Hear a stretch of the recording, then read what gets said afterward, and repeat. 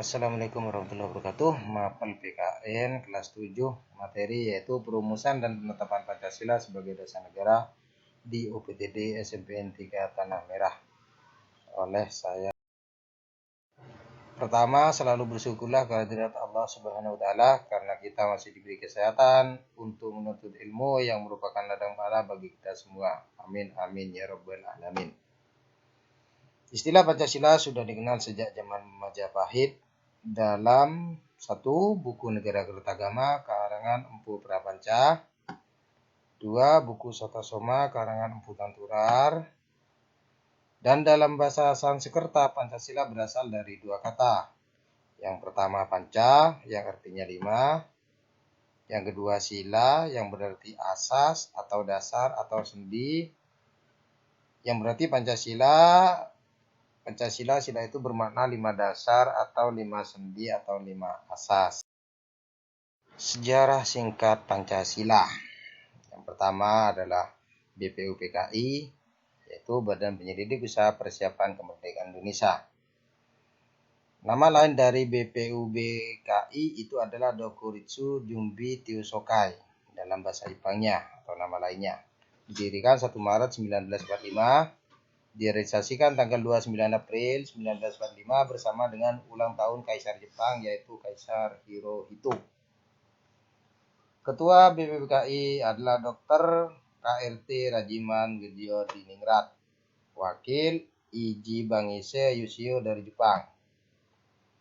Melaksanakan 2 kali sidang, yaitu yang pertama 29 Mei sampai 1 Juni 1945. Yang kedua 10 sampai 17 Juli 1945. Yang kedua adalah BPPKI, Panitia Persiapan Kemerdekaan Indonesia. Nama lainnya adalah Dokuritsu Jumbi Linkai. Didirikan 7 Agustus 1945. Tanggal 8 Agustus R. Soekarno menjadi ketua dan wakil Muhammad Hatta yang disaksikan Jenderal Terauchi, Jenderal Jepang. Tanggal 14 Agustus 1945 Jepang menyerah pada sekutu. Hari Jumat 17 Agustus 1945 R. Soekarno didampingi Muhammad Hatta memproklamasikan kemerdekaan Indonesia. Bagaimana dengan Gedung Pancasila?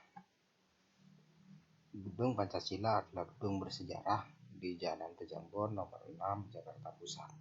Di gedung inilah proses perumusan Pancasila berlangsung.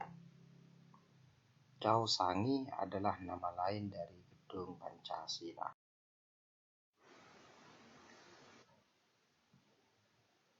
Lepas dari mulut harimau jatuh ke mulut buaya.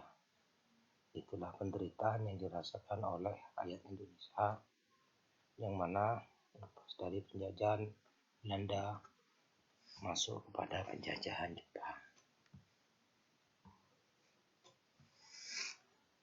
Untuk penderitaan bangsa Indonesia oleh Jepang antara lain yaitu pelaksanaan kerja bakti. Semua harus bekerja tanpa dibayar dan target waktunya pun sangat lama. Yang kedua, pengambilan paksa para petani, nelayan dan semua hasil panennya diambil paksa oleh Jepang.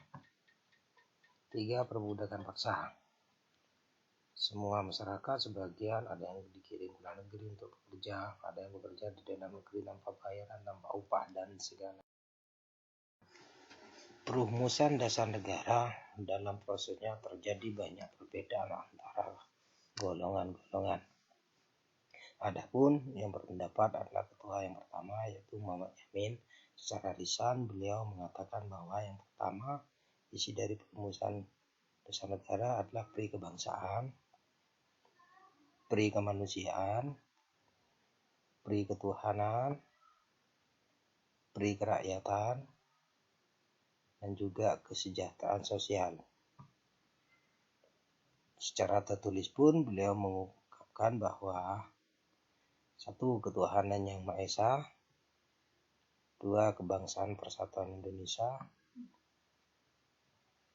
3. Rasa kemanusiaan yang adil dan beradab, 4. Kerakyatan yang dipimpin oleh hikmat, kebijaksanaan dalam permusyawaratan perwakilan.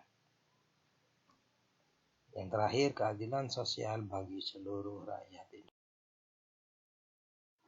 Adapun pendapat lainnya, yang kedua adalah Supomo. Beliau berpendapat 1. Persatuan, 2. Kekeluargaan, 3. Keseimbangan lahir batin, 4. Musyawarah, 5. Keadilan rakyat. Yang ketiga, pendapat dari Insinyur Soekarno. Yang pertama, kebangsaan Indonesia. Yang kedua, internasionalisme atau pri kemanusiaan. Yang ketiga, mufakat atau demokrasi. Yang keempat, kesejahteraan sosial. Yang kelima, ketuhanan. Perdebatan oleh panitia kecil atau panitia 9 itu berjalan lama, yang memang tugas panitia 9 adalah untuk menyelidiki usulan mengenai perumusan dasar negara. Kenapa disebut panitia 9? Karena memang jumlahnya ada 9 orang. Panitia 9 mengadakan rapat di kediaman Insinyur Soekarno di Jalan Pegangsaan Timur nomor 56 Jakarta dan sudah mencapai persetujuan, yakni yang pertama, pendapat Soekarno, rancangan pembukaan hukum dasar dinamakan Muqaddimah. Mr. Muhammad Yamin berpendapat pembukaan dasar negara dinamakan Piagam Jakarta. Yang ketiga, Sukiman Wirjo Sanjoyo menyebut Gentleman Agreement, 4 pilar kehidupan berbangsa dan bernegara. Pada tanggal 14 Juli 1945, rumusan dasar negara telah disepakati, yaitu 1. Ketuhanan dengan kewajiban menjalankan syariat Islam bagi pemeluknya. Yang kedua, kemanusiaan yang adil dan beradab. Yang ketiga, persatuan Indonesia. Yang keempat, kerakyatan yang dipimpin oleh hikmat kebijaksanaan dalam permusyawaratan perwakilan. Yang kelima, keadilan sosial bagi seluruh rakyat Indonesia. Tapi rumusan tersebut berubah pada tanggal 18 Agustus 1945 oleh PPKI, yakni ketuhanan dengan menjalankan syariat Islam berubah menjadi ketuhanan yang Maha Esa. Demikian sedikit penjelasan tentang Pancasila. Maka catatlah dan jawablah pertanyaan di bawah ini. Yang pertama, berasal dari manakah kata Pancasila? Yang kedua, sebutkan kekerasan yang dilakukan oleh Jepang. Yang ketiga, apa perbedaan BPUPKI dan PPKI? Yang keempat, sebutkan 3 usulan perihal perumusan Pancasila. Yang kelima, jelaskan secara singkat sejarah perumusan dan perubahan yang terjadi. Catatlah soal dan jawaban di bukumu. Semoga sukses selalu untuk kalian semua. Assalamualaikum warahmatullahi wabarakatuh.